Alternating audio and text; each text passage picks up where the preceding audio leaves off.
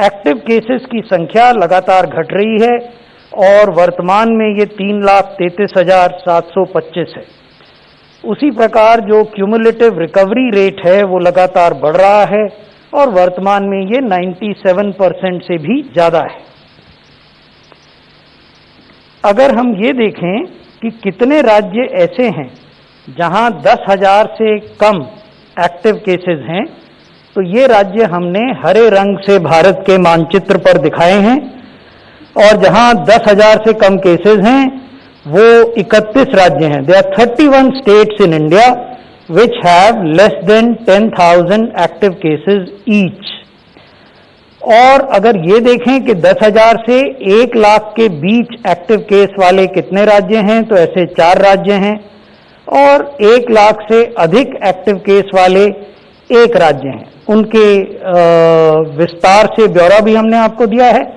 1 लाख से अधिक active case Kerala में हैं और 10,000 से 1 लाख के बीच के जो एक्टिव केसेस हैं वो 4 राज्यों में हैं, महाराष्ट्र, कर्नाटक, तमिलनाडु और आंध्र प्रदेश।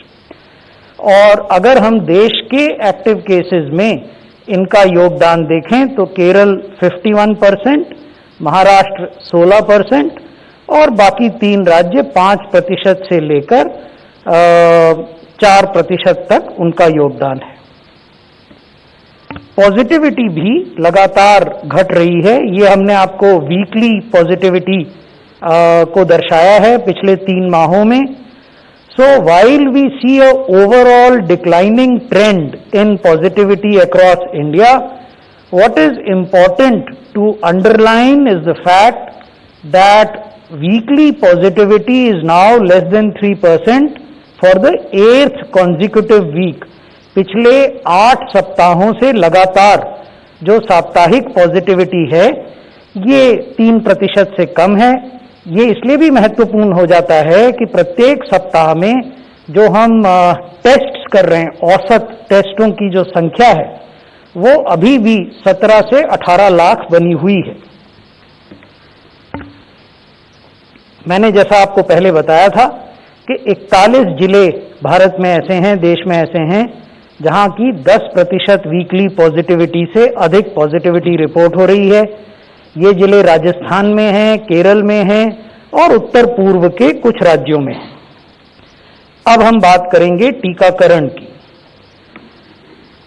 हमने अब तक 46.69 करोड़ पहली डोज देश भर में एडमिनिस्टर की हैं, 13.70 करोड़ दूसरी डोज एडमिनिस्टर की हैं और कुल 60 करोड़ से अधिक डोजेज एडमिनिस्टर की हैं। महत्वपूर्ण बात यह है कि पिछले 24 घंटों में देश में 80 लाख डोजेज एडमिनिस्टर की गई और आज जब हम आपसे बात कर रहे हैं इस समय अब तक 47 लाख से अधिक डोजेज एडमिनिस्टर की जा चुकी हैं। ये एवरेज प्रतिदिन का वैक्सीनेशन रेट है। कैसे ये प्रत्येक माह बदला? जब हमने टीकाकरण की शुरुआत अपने देश में की थी तो प्रति दिन हम लगभग 2 लाख औसतन टीके लगाते थे। अगस्त में अब तक हमने 52 लाख का औसत हासिल किया है टीके लगाने का और क्योंकि अभी अगस्त में कुछ दिन शेष हैं तो ये औसत और अधिक बढ़ेगा। अगर ओवरऑल डोजेज देखी जाएं, जैसा मैंने आपको बताया, पहली और दूसरी डोज के आंकड़े हमने आपके साथ शेयर किए। हेल्थ केयर वर्कर्स में 99% लोगों को पहला टीका दिया जा चुका है। 83% लोग जो एलिजिबल थे दूसरे टीके के लिए उनको दूसरा टीका दिया जा चुका है।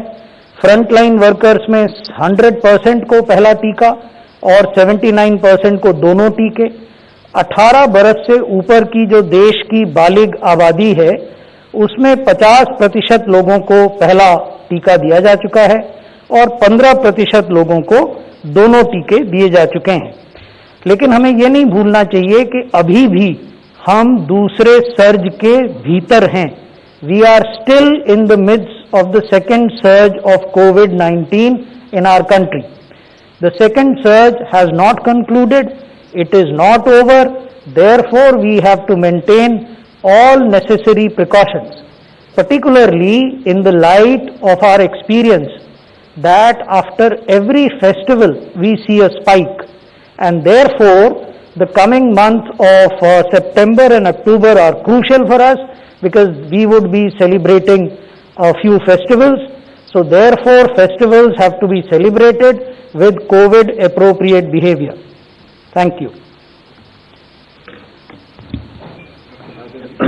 Thank you. As Shri Rajesh Bhushan ji has very clearly said, that the second wave is still on in India and in some states, and upsurge is being observed in a few districts. We have about 41 districts which have weekly test positivity rate of more than 10%. And we have 27 districts which have weekly test positivity rate between 5 and 10%. The upsurge is being, population density is causing the spread, so wherever COVID appropriate behavior is not being observed, there we are seeing a upsurge of cases. We know that these vaccines are disease modifying vaccines. They are not disease preventive vaccines, and therefore it is very important to continue to use the mask even after vaccination of 1 or 2 doses. That mask usage has to continue. That is very important.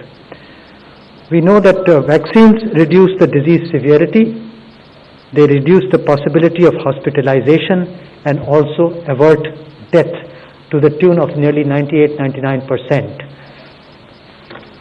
Mass gatherings, as has been emphasized, have to be discouraged, and full vaccination offers protection, again, as I want to emphasize, against severe disease and death, and should be a prerequisite if attending a gathering is critical.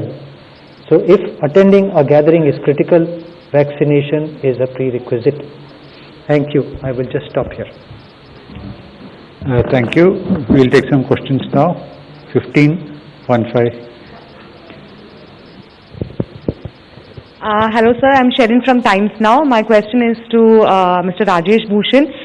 We have in fact shown how there have been multiple certificates that has in fact we have got from Telangana government, and where physically the person has not got themselves inoculated, but even then we have seen the vaccination certificate being handed out to them on the price of about 2,500 to 3,000 rupees. What is the reaction of the Health Ministry on this on record? We have seen the media reports and we have very closely analyzed them. We have shared these media reports with the concerned state government. We have asked for their inquiry into this. However, I would like to reiterate that if we look at the configurement and alignment and engineering, IT-based engineering of CoWIN system, it remains foolproof. However, if there are instances where people have used other means to generate digital certificates, we will definitely take appropriate action. Thank you. Number 19. Sir मेरा सवाल ये है कि sir कहा गया था कि 216 crore vaccine doses आएंगी अगस्त से दिसंबर के बीच, जिसे बाद में कम कर दिया गया 135। तो अभी क्या स्टेटस है? 6 वैक्सीन को इमरजेंसी ऑथराइजेशन है, सिर्फ 2 ही वैक्सीनेशन में मिल रही हैं। देखिए, महत्वपूर्ण बात यह है कि क्या राज्यों में वैक्सीन की कमी है? आप लोगों ने पाया होगा कि पिछले 2-3 सप्ताहों से इस प्रकार की कोई खबर किसी राज्य से नहीं आ रही है। हम प्रतिदिन रोज सुबह एक प्रेस विज्ञप्ति जारी करते हैं जिसमें हम आपको बताते हैं कि राज्यों के पास कुल कितनी वैक्सीन बैलेंस्ड अनयूटिलाइज्ड पड़ी हुई है जिसको वो अगले दिन इस्तेमाल कर सकते हैं। पिछले 3 सप्ताहों में बैलेंस अनयूटिलाइज्ड वैक्सीन डोजेस की संख्या कभी भी 2.5 करोड़ से कम देश में नहीं हुई है। तो इसलिए हमारा ये मानना है कि वर्तमान जो स्थिति है वो संतोषप्रद है। हम बार बार राज्यों से और संघ शासित क्षेत्रों से ये अनुरोध करते हैं। पिछली बार भी हमने कल एक बैठक सभी राज्यों के साथ की थी जिसमें ये अनुरोध किया था कि वैक्सीनेशन की दर को और बढ़ाएं। उसका परिणाम भी देखने को मिल रहा है। पिछले 24 घंटों में जैसा मैंने निवेदन किया 80 लाख डोजेस देश भर में लगाई गई। आज भी अभी 47 लाख से अधिक डोजेज हम एडमिनिस्टर कर चुके हैं। 24. Thank you, sir. Meher from NDTV. Please, could you give us an update on oxygen preparedness if there is a third wave? How much oxygen production has gone up and oxygen storage in states?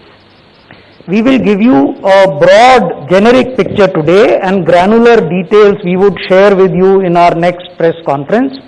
After the second surge, there has been a concerted effort to ensure that at the hospital level and within the states at regional levels, oxygen buffers are created.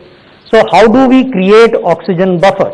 We create oxygen buffer by ensuring that public health facilities, and I am underlining this word, public health facilities must have their own captive oxygen generation plants. And a large intervention in this has been undertaken. More than 1,500 such plants have been sanctioned, and around 900 of them have already been commissioned, and they are being commissioned at a very fast pace. So that is one element of creating oxygen buffer. The second element of creating oxygen buffer is to enable public health facilities to have medical oxygen storage tanks. There also, under the COVID emergency response package, which the union government has announced at a cost of 23,123 crores, we are providing funds to the states and UTs to procure these medical oxygen tanks and install them in hospitals wherever they are required. The third element is to create equitably distributed oxygen storages within a state or within a municipal corporation area. And each one of these storages has to be put under the charge of a senior officer, and his or her contact details are to be put in the public domain. So if there is a SOS situation in a hospital, rather than creating unnecessary panic, they would know that these are the people who should be contacted, and then the people who are manning these equitably distributed oxygen storages, they would be in a position to supply oxygen wherever it is needed. 70. Rajesh sir, ITBP की तरफ से sir एक दिया गया था, हमें बताया गया था कि कोई भी अफगान से वापस आए लोग नहीं हैं जो कि कोविड पॉजिटिव हैं। लेकिन सर दिल्ली के अस्पतालों में हमारी बात हुई है, खासकर एलएनजेपी में बताया गया है जो वापस आए हैं अफगानिस्तान से वो एडमिटेड भी हैं, उनकी जीनोम सीक्वेंसिंग भी की जा रही है। सर तो एटलीस्ट एक पिक्चर क्लियर कर दी जाए कि कितने लोग हैं जिनका एक्चुअल में कोविड टेस्ट हुआ वो पॉजिटिव आए हैं जो कि अफगानिस्तान से आए हैं। देखिए, कई बार ऐसा होता है कि जब तथ्यों की उपलब्धता सब लोगों को नहीं होती तो तरह तरह के नैरेटिव चलते हैं। इसलिए आवश्यक ये होता है कि आप पीआईबी की तरफ से जो तथ्य जारी किए जा रहे हैं उनको देखें, या मंत्रालय या आईसीएमआर की ओर से जो तथ्य लाए जाते हैं आपके समक्ष उनको देखें। तो मैं आपको ये बताना चाहूँगा कि अफगानिस्तान से अब तक, क्योंकि ये तो डायनामिक सिचुएशन है, प्रतिदिन इवैक्यूईज को लेकर फ्लाइट्स आती हैं, अब तक 400 से अधिक लोगों को लेकर फ्लाइट्स पहुंची हैं।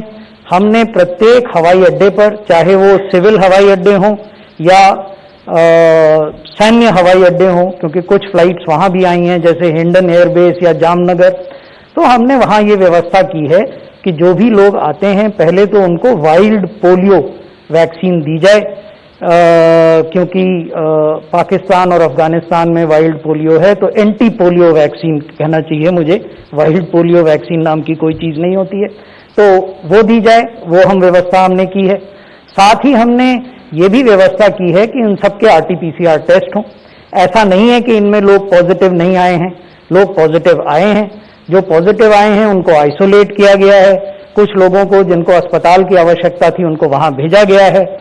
अनेक लोगों को हमने छावला में जो आईटीबीपी का कैंप है वहां क्वारंटाइन भी किया है, और वो 14 दिन तक वहां रहेंगे, और वहां उनके सिम्टम्स को देखने के बाद फिर ये निर्णय लेंगे कि उनको कहाँ वहां से भेजा जाना है। तो सब प्रकार की व्यवस्थाएं की गई। Number 16. Sir, I am Ayushman. My question is, you highlighted the second dose, about second dose availability. Sir, we have the RTI response from the Health Ministry, which says that till 17th August, we have 3.86 crore people who have not got their second dose in stipulated amount of time. What is the data till now, sir, and what is the government doing so that they get the second dose? In fact, this is again, where we fall prey to misinterpreting the facts. I'm not blaming you, but we should try to do some kind of due diligence to look behind the facts also. So, when does a vaccine dose become due? That should be the first question. If I have taken Covaxin, it becomes due after 4 weeks. If I have taken Covishield, it becomes due after 12 weeks. However, we have also given a range. In case of Covaxin, it is 4 to 8 weeks, and similarly in case of Covishield, there is a range. So when you cross the outer limit of that range, then it becomes absolutely imperative that prior to crossing that outer limit, you are administered the second dose. So this fact must be clear to us. Now, at any given moment in time or date, there would be certain people who would have completed 4 weeks or 12 weeks. But on the next day, they may have got a vaccine dose. So therefore, to interpret this fact by saying that X number of people have missed their second dose will not be technically correct.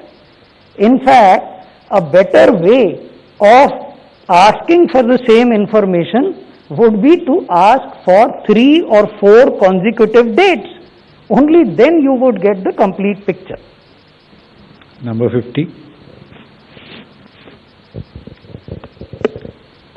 So ZyCoV-D recently got EUA. What kind of negotiations in terms of pricing and procurement have happened with the company? When do you plan to procure it? And also, is there a plan, sir, to prioritize children with comorbidities for vaccinations? Okay, so these are two separate questions. Let me address the second question first. Whether all children should be taken up on priority, or whether comorbid children should be taken up with priority for vaccination, this is an issue on which the Standing Committee on COVID of ENTAGI makes a recommendation to the full ENTAGI. And one of the co-chairpersons of ENTAGI is sitting with us, and once that recommendation is made, it has not been made as yet. So once it is made, then ENTAGI takes a call on it, and then it recommends to the government. And then that process is concluded and a decision is taken. Now coming to negotiations, what we have understood from media reports as well as our own engagement with the vaccine manufacturing company, they would be in a position to make available this vaccine from the first week of October. So we are in talks with them, and the moment we crystallize the terms and conditions of procurement, we will be first to share it with you.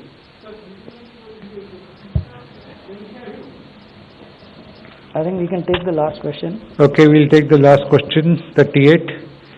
Then they have to leave for the important meeting. So we'll curtail the press conference after this. के लिए जैसे कि आज meeting भी है, तो ऐसा है क्या दोबारा से टीम जाएगी हेल्थ मिनिस्ट्री की तरफ से, या इस तरह का डिसीजन लिया जा सकता है? और क्या कुछ ऐसा है कि कोई नया वेरिएंट है केरला में?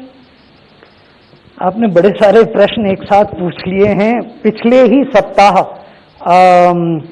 केरल की यात्रा पर माननीय स्वास्थ्य मंत्री जी गए थे, केंद्रीय स्वास्थ्य मंत्री जी। उनके साथ डायरेक्टर एनसीडीसी भी थे और मैं भी था, और एक कॉम्प्रिहेंसिव एक्सचेंज ऑफ आइडियाज हुआ था माननीय मंत्री जी का और माननीय मुख्यमंत्री केरला और माननीय स्वास्थ्य मंत्री केरला के साथ। उसमें केरल के सभी वरिष्ठ जो पदाधिकारी हैं वो भी सम्मिलित थे। उस बैठक में मैं आपको ये क्यों बता रहा हूँ, मैं आपको ये इसलिए बता रहा हूँ कि उस बैठक में केंद्रीय स्वास्थ्य मंत्री महोदय ने 4 बातें राज्य सरकार के साथ शेयर की थी, उनको उन्होंने रेखांकित किया था। पहला बात तो ये थी कि टेस्ट्स जो हो रहे हैं केरल में उनकी संख्या को और बढ़ाने की आवश्यकता है, और इन टेस्ट्स में जो लोग पॉजिटिव पाए जाते हैं उनके कॉन्टैक्ट ट्रेसिंग को और प्रभावी बनाने की आवश्यकता है, क्योंकि केरल में प्रति पॉजिटिव व्यक्ति जो कॉन्टैक्ट ट्रेस होते हैं वो 2 से भी कम है।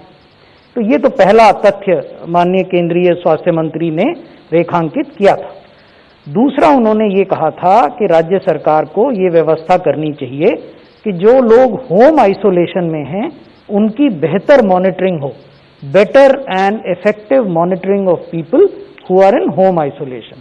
Why? Because more than 80% of people are in home isolation in the state. And until and unless we monitor them, we would not know whether they are physically in home isolation or whether they are walking around in the neighborhood spreading the infection. तीसरी बात जो माननीय केंद्रीय स्वास्थ्य मंत्री जी ने दोहराई थी वो ये थी कि त्योहार की नजदीकी को देखते हुए कोविड एप्रोप्रिएट बिहेवियर अपनाया जाना चाहिए और मास गैदरिंग इवेंट्स को अवॉइड किया जाना चाहिए।